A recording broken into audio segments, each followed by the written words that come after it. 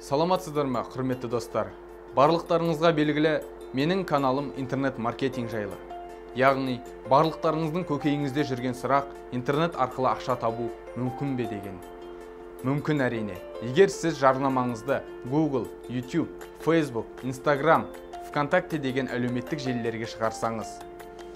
Ал енді осы әлеуметтік желілерге жарнаманы қалай жасау керек деген сұрақ. Осы сұраққа мен қысқа уақыт ішінде жауап беремін. Google-да сіз өз кәсібіңіздің сұранысы бойынша ізделінетін сөздерге байланысты ең бірінші қатарға шығару үшін Google AdWords сайт арқылы жарнама жасайсыз.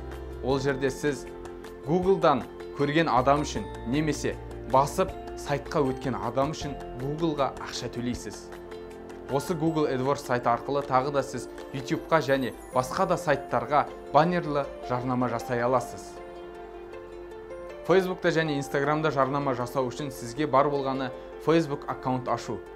Яғни, сіз Facebook арқылы кіріп, сол жерден создать рекламу деген батырманы басып, өзіңіздің жарнамаңыздың түрін таңдап, 20 минуттың ішінде өзіңіздің жарнамаңызды Facebook пен Instagram'ға жібере аласыз.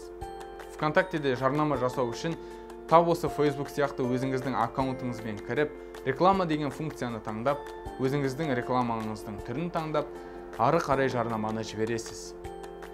Осы барлық әлеуметтік желілерде жарнама жіберу үшін ең бастысы назар аударатын жайт ол өз аудиторияңызды дұрыс таңдау. Яғни, сіз ол жерде өзіңіздің тұтынушыңыздың портретін таңдайсыз.